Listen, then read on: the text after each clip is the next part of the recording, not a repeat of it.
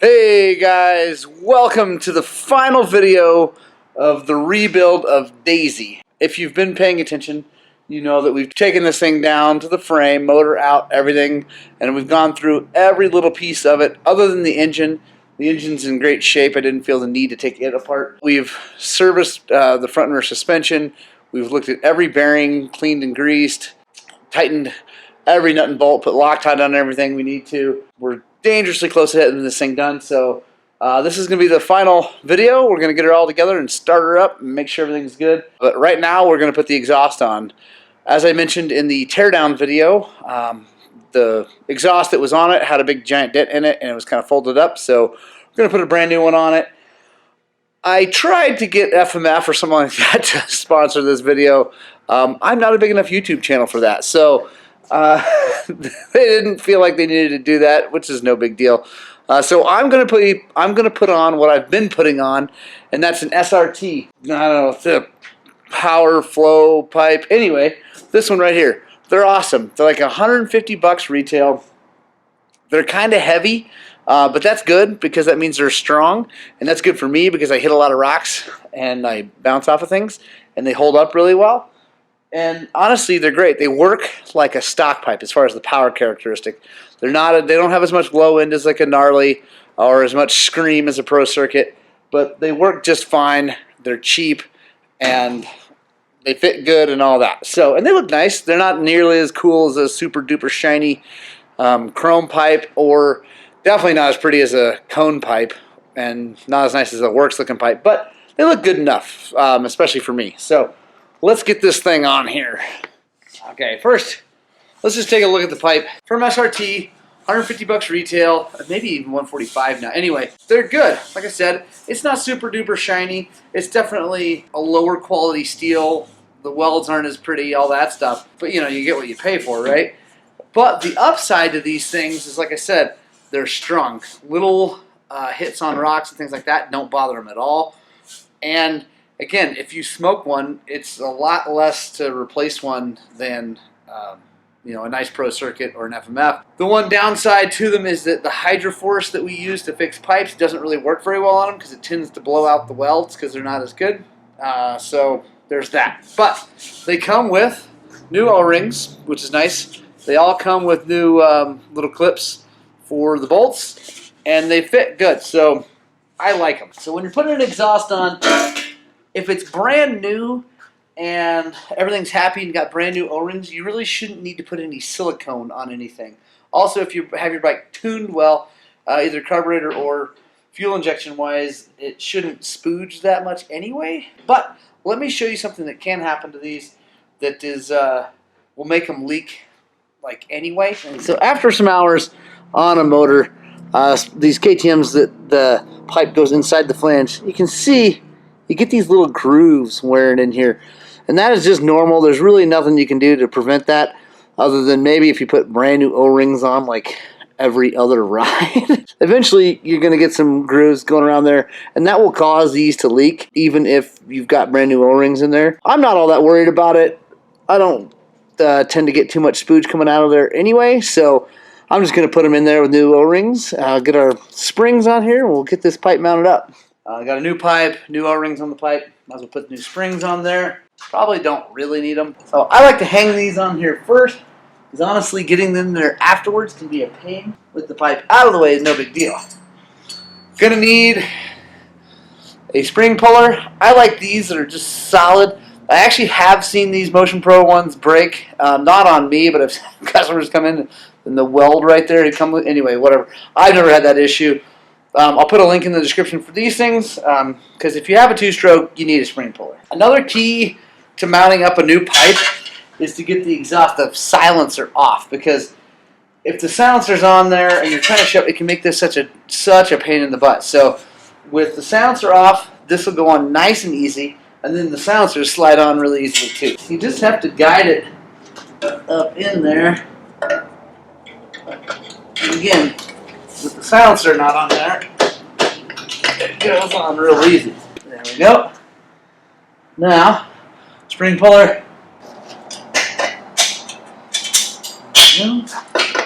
Now, bolts.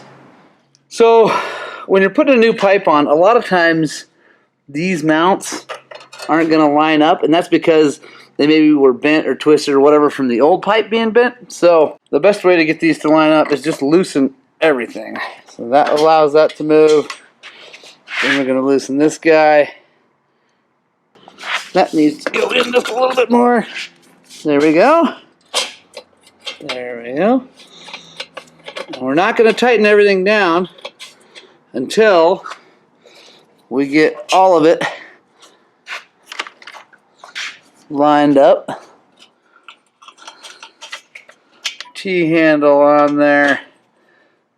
And kind of just go nice and easy. It's at a bit of an angle, but it's just going in there. There we go. Now we got it squared up.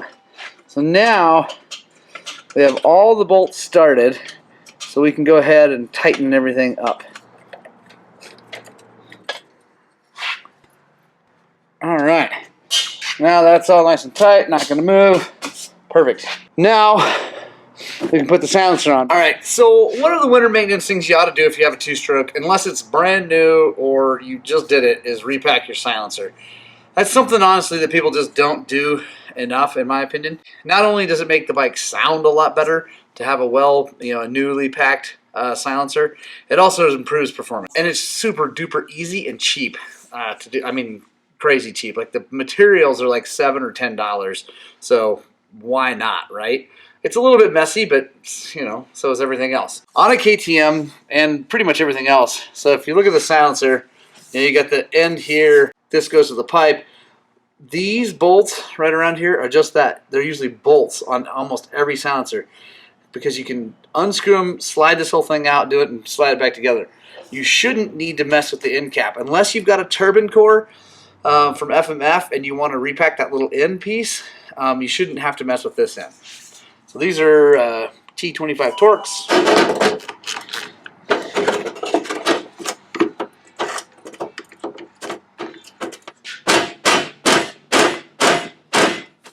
It's starting to move a little bit, so this has got a little bit of silicone on it. That's why it's being so tough.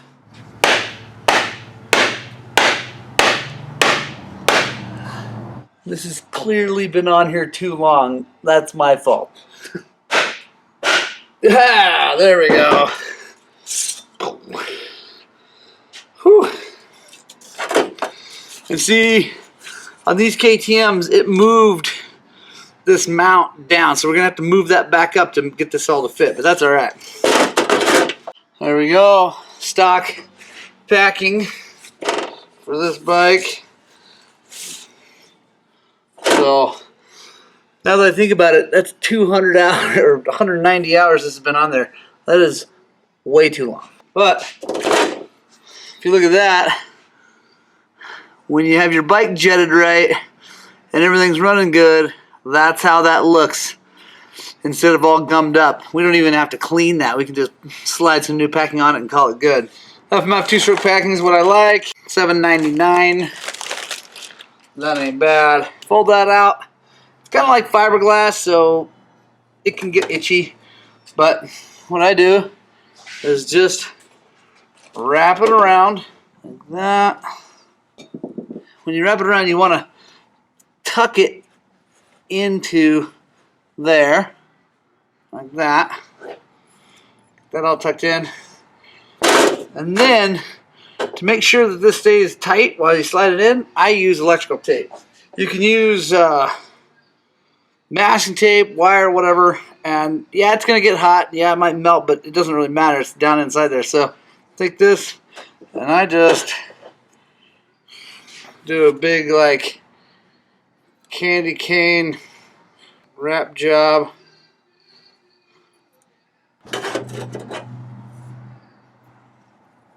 And take her and slide her in there. And now you gotta get it lined up with the end over here. And it's kind of hard to show you, but you'll know what I'm talking about as you go together. Tap her back in. All lined up, put the bolts back in, and that's all there is to it. Now if you got a super gummed up tube, then you're gonna have to do some cleaning. on that. Honestly, the best way I've found is to take a torch and just burn the excess stuff off, because it can be super gum. It's really hard to find any kind of solvent that would work in that.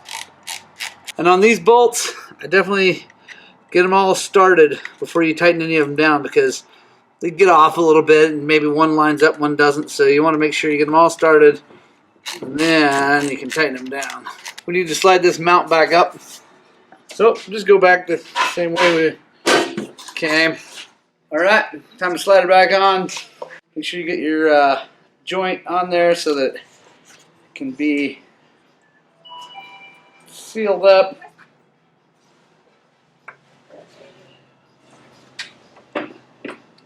Well, I like to start with the front mount first, because these don't always line up on an old bike. You know, a bike with a lot of hours on it, things are bent, whatever. Pipe's new, but this isn't. So, but you start there, you can kind of grab a hold of this one and move it if you need to. Pipe, silencer, ready to rock. I think it's time to put the tank on. Did she take one of the lanterns? Yeah, I gave her a couple. Yeah,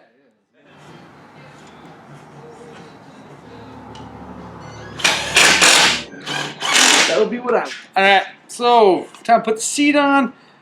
Not that you guys need a bunch of instruction about that, but let me give you a little tip on the newer KTM seats.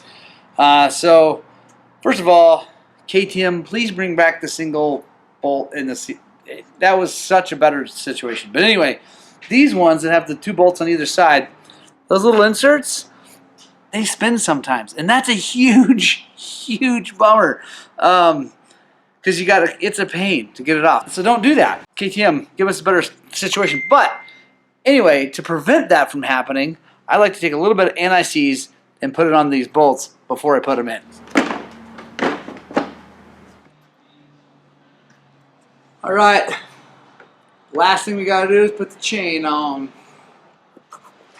I generally use a DID. It used to be the VT2. Anyway, if they're narrow X-ring, super rad, awesome chain. It's $170 retail, but they last forever. That's what I normally run. But I decided, for your guys' sake, I'm going to try the Bike Master 520 BMXR. So it's the X-ring sealed chain. It's gold, which is cool. So I'm going to try this thing out, see how long it lasts. We'll kind of do updates on this thing as we go. So, you know, again, subscribe if you want to make sure you see all that stuff, because, yeah, why not try it out? It's a whole lot less money than the thing. I think it's $100. So, yeah, it's $70 less. That's a lot less. And, again, I'm sure it'll be good for a while. So I don't know if it's going to hold up as well as the old DID. I kind of doubt that it will, but we'll try it out and let you guys know. So, for chain installation, it's not really very hard, but I'll show you guys kind of what we do and how I do it. I buy all of our chains that we stock here too long on purpose so that they'll fit, you know, any bike and gearing, and we just have to cut it down. I just get the wheel on here, get it whatever, and then we're going to put the chain on and see how long it needs to be. And if we need to move the wheel forward or back, adjust it, whatever, we will. I start with not really caring too much about that. I am changing our gearing. I have forever run a 1352, but I feel like now that this bike is going to be mine and not a rental, I want to gear it up a little bit. First gear is just a little too low. So we are now running a 1452, and I might have changed the back also, but it was already on there, and it's a DGC Racing, super, super duper awesome sprocket, so to heck with it. See right here, that is lined up, so I really just need to take this link off and go. It's a little loose, obviously, but we're on the short side of this thing, and I have a fair amount of adjustment, so I think I'm just going to cut it like it is. I'm going to cut it here, and then we'll obviously have to back it up to make it good. But that'll make the whole wheelbase a little longer, which will make this thing a little bit more stable at speed. And sometimes I like to go fast. Alright, so there's lots of ways to cut a chain. You use a grinder and a hammer and whatever. Honestly, I had a guy that worked for me years ago, one of my friends, show me this, and this has been the way I've done it ever since. So, chain breaker, I'll put a link in the description for these things. These are cheap. This is just an SRT chain breaker. It's not fancy at all, but it works great. All you do, open that up, take your chain breaker, put it on here, tighten down the outer one till it's on there. Then, if you have an impact, electric impacts are nice. Take this, run that in.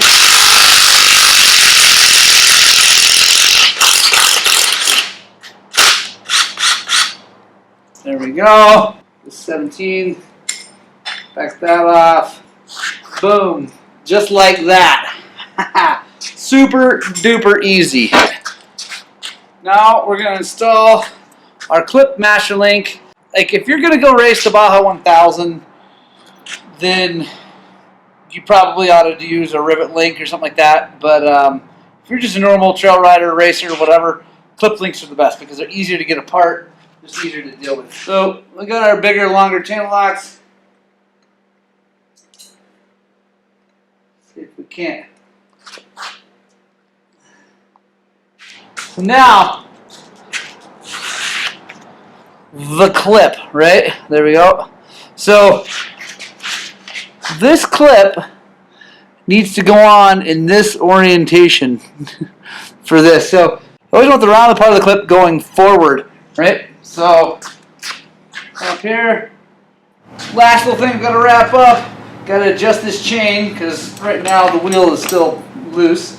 And with the new chain, I always set the slack just a little bit on the tight side because it's going to loosen up. It's all this cosmoline that's in the rollers right now. It's going to heat up and some of it's going to go away and it's going to loosen up. On this, I like to check it under here.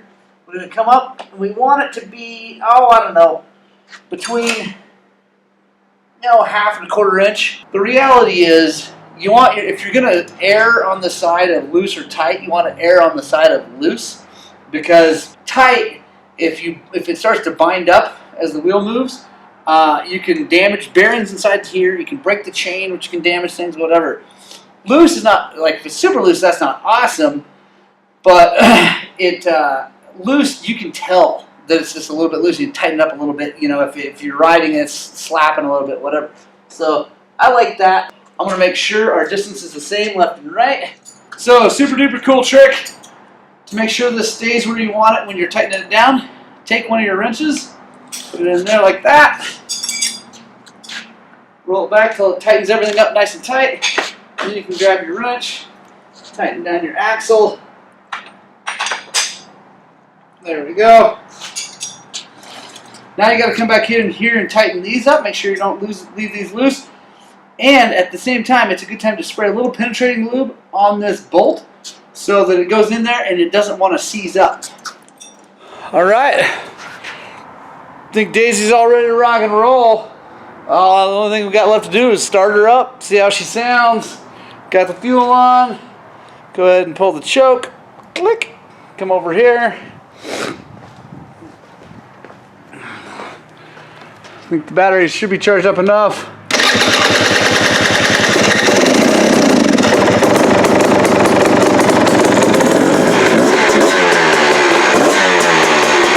The sound of my people. I love it. Nothing like a fresh bike.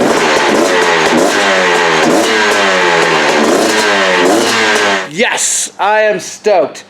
Daisy is all ready to go when I am. So just a couple more months, honestly, till I'm ready to ride. But yeah, I am stoked. Thank you guys for joining me on this journey of rebuilding this thing, like taking it all the way down to the frame and rebuilding it all the way back up, checking every last part on it. I highly recommend that you do this to your motorcycle over the winter or whenever you have time. Because first of all, you'll learn a lot. Second of all, you make sure you catch any kind of issues that might be coming up. And you get to really know your motorcycle inside and out. And that is a good thing. So yeah, I'm super happy. If you like this stuff, please give us a subscribe. Also, get the notification bell clicked. We're going to be doing tons and tons of content. If there's something that I didn't cover that you want me to cover, please comment below. Let me know. Let me know what you want me to do. If there's something that we didn't do on this bike that you want to see me do, or any other bike for that matter. I'd love to take your request and we'll get done. Like I said, I hope you guys enjoy this. I hope you guys like what we're doing. I really hope you get out and spread the gospel of two wheels. And most importantly, I hope you find some time to ride your dirt bikes!